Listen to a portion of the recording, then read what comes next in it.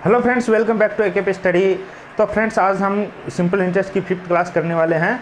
और आपको मैं बता देता हूं कि जो भी स्टूडेंट्स है वो क्लास हमारी 1, 2, 3, 4 तक नहीं देखे हैं, वो जल्दी से जाकर के पिछली क्लास से देखें ताकि आज की क्लास अच्छे से समझ में आ पाए। तो बिना किसी देरी के शुरू करते हैं आज की क्लास। आज की क्लास का फर्स्ट जो क्वेश्चन हमारा है वो है, किसी राशि पर 2 वर्ष का साधारण ब्याज है वो 400 रुपये है।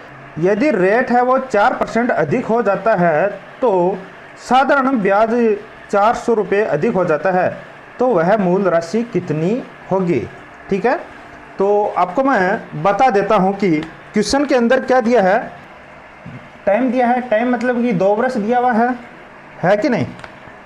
और यदि किसी राशि पर 2 वर्ष का साधारण ब्याज है वो SI 1 है, वो 400 रुपये हो जाता है। 400 रुपये हो जाता है, मतलब थोड़ा सा बड़ा लिख देता हूँ, 400 रुपये है। ठीक है, हो गया ना। अभी इसके अंदर क्या बोला है, मान लेते हैं कि प्रिंसिपल है वो हमारा P है वो हमारा प्रिंसिपल है। ठीक है, तो यहाँ पे परसेंटेज के अंदर SI 1% इक्वल टू टाइम कितना है, 2 है। R हम देख के नहीं रखा है तो R को हम R ही मान लेते हैं। ठीक है, तो 2R हो जाएगा कि नहीं हो जाएगा, 2R% हो जाएगा।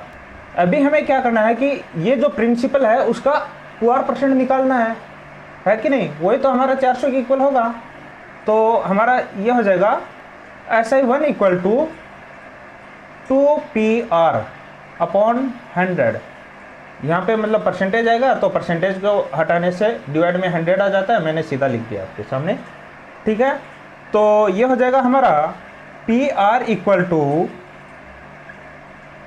20,000।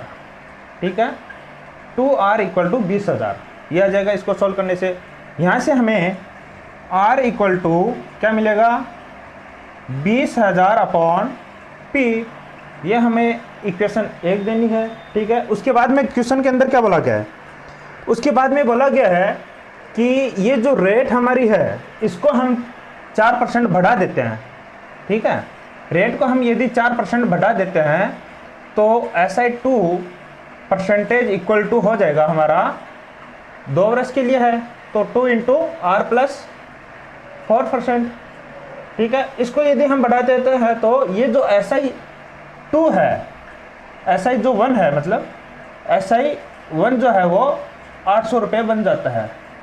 ठीक है, 400 रुपये अधिक हो जाता है, तो 400 और 400 800 रुपये हो गया ना। अभी हमें क्या करना है, प्रिंसिपल तो सेम है कि नहीं।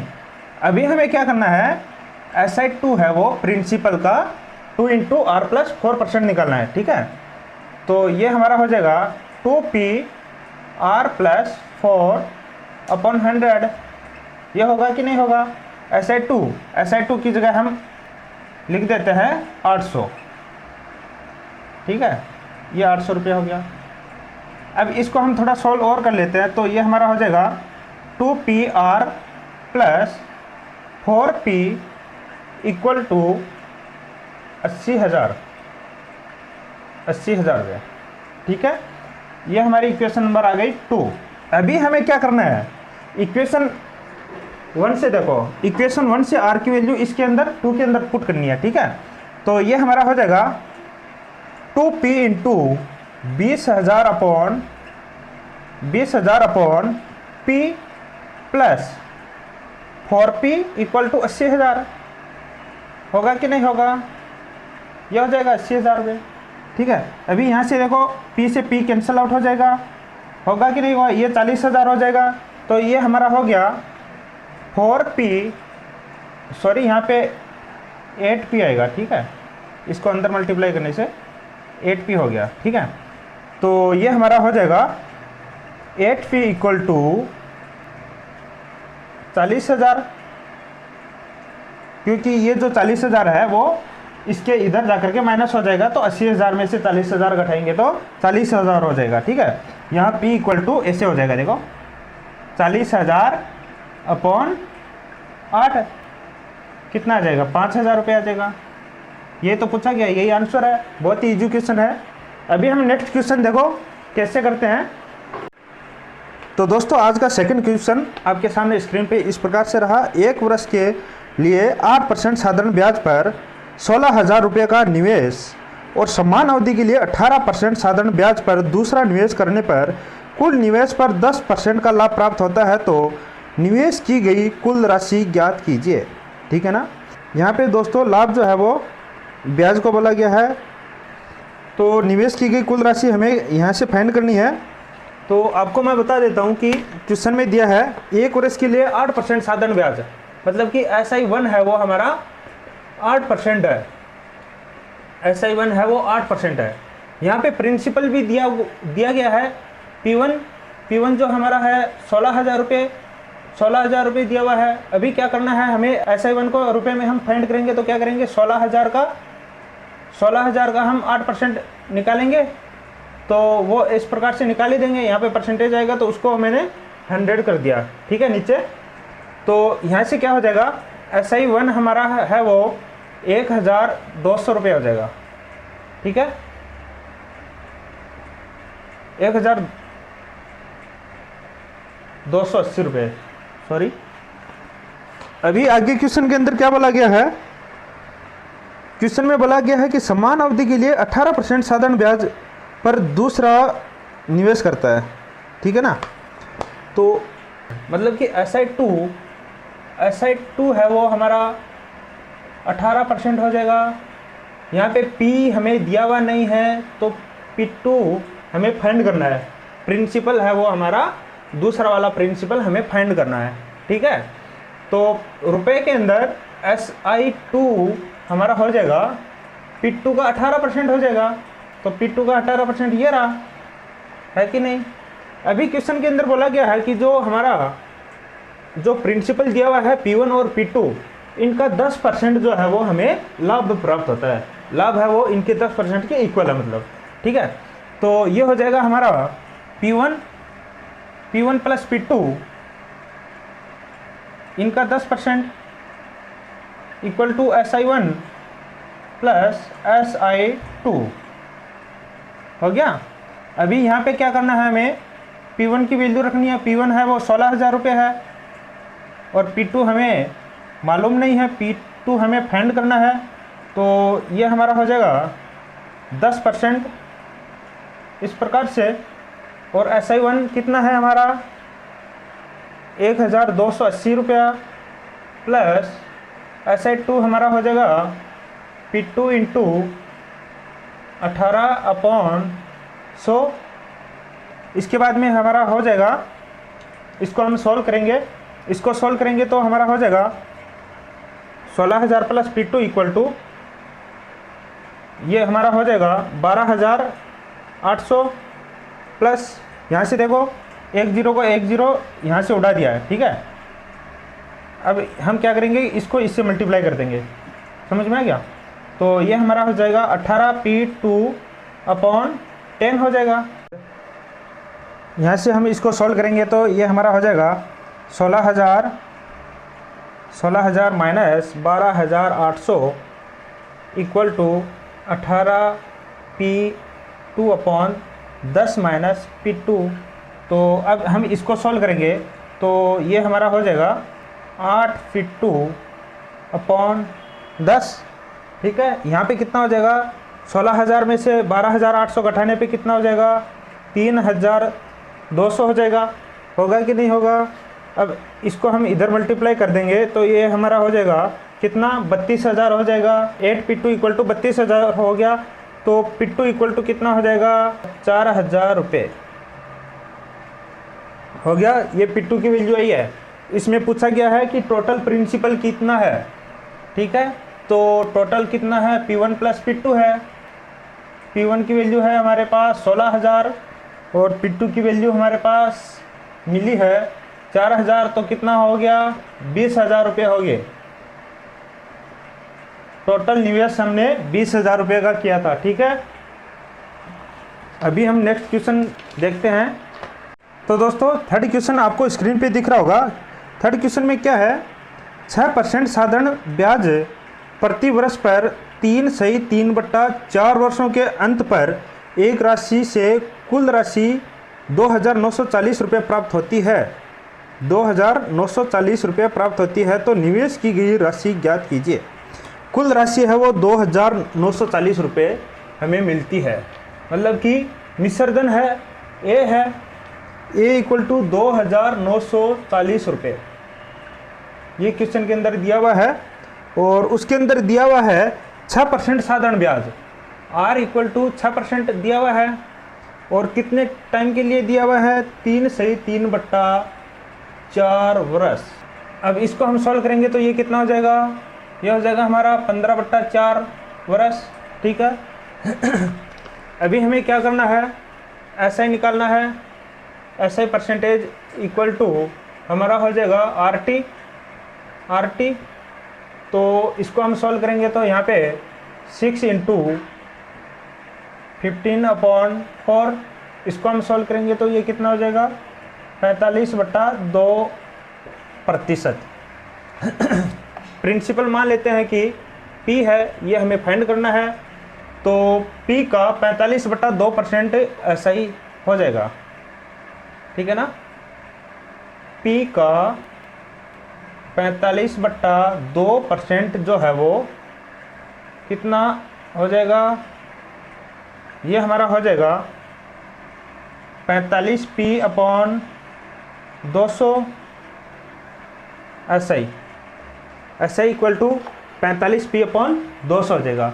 अभी क्वेश्चन में क्या पूछा गया है, क्वेश्चन में पूछा हुआ है कि निवेश की गई राशि कितनी है, प्रिंसिपल पूछा है, ठीक है।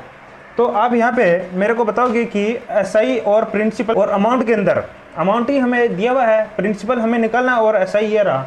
अमाउंट, प्रिंसिपल और एसआई के अंदर क्या रिलेशन होता है, अमाउंट इक्वल टू होता है ना एसआई प्लस प्रिंसिपल, है कि नहीं। मतलब कि एसआई को हम लिख सकते हैं एसआई इक्वल टू मिश्रधन माइनस मूलधन, है कि नहीं। इस एसआई की जगह हम ये लिख सकते हैं ना a minus p equal to 45P/200 लिख सकते हैं कि नहीं लिख सकते हैं, बताओ। ए है वो हमारा कितना है 2,940 equal to 45P/200 plus P, ये हमारा हो जाएगा 245P/200 इक्वल टू 2,940। यहाँ से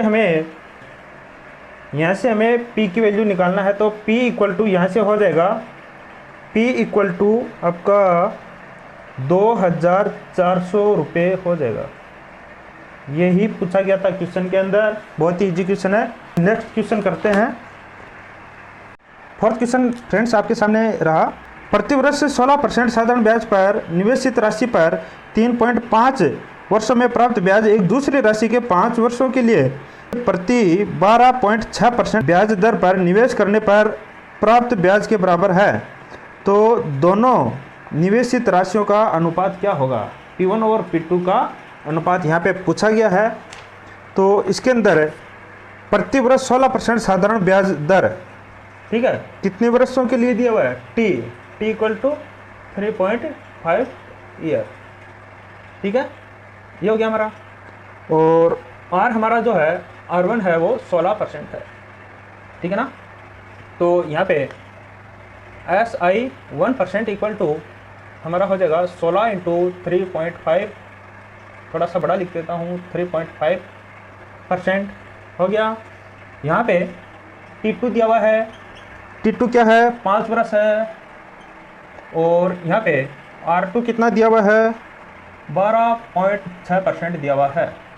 तो यहाँ से SI2 हमारा हो जाएगा 12.5% के अंदर है इंटू 5, ये रहा हमारा SI2 और SI1 हो गया, ठीक है। यहाँ पे हमें क्या करना है कि इसका P1 का इतना परसेंट लेना है, कितना हो जाएगा ये 16 × 3.5 divide by 100 equal to 12.5 into 5 into यहाँ पे क्या है P2 का डिवाइड बाई 100, ठीक है। यहाँ पे हमें क्या करना है, यहाँ से दोस्तों P1 अपॉन P2 हमारा हो जाएगा 12.6 इंटू 5 अपॉन 16 इंटू 3.5, ठीक है ना। यहाँ पे देखो पॉइंट से पॉइंट कैंसिल आउट हो जाएगा और उसके बाद में 2 से डिवाइड करेंगे तो ये हमारा हो जाएगा 8 हो जाएगा और यहाँ पे हो जाएगा हमारा 63 हो जाएगा, ठीक है।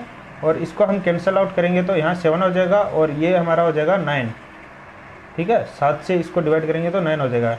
यहाँ पे कितना आया 9/8, मतलब कि P1 ratio P2 equal to हमारा हो जाएगा 9:8, ठीक है।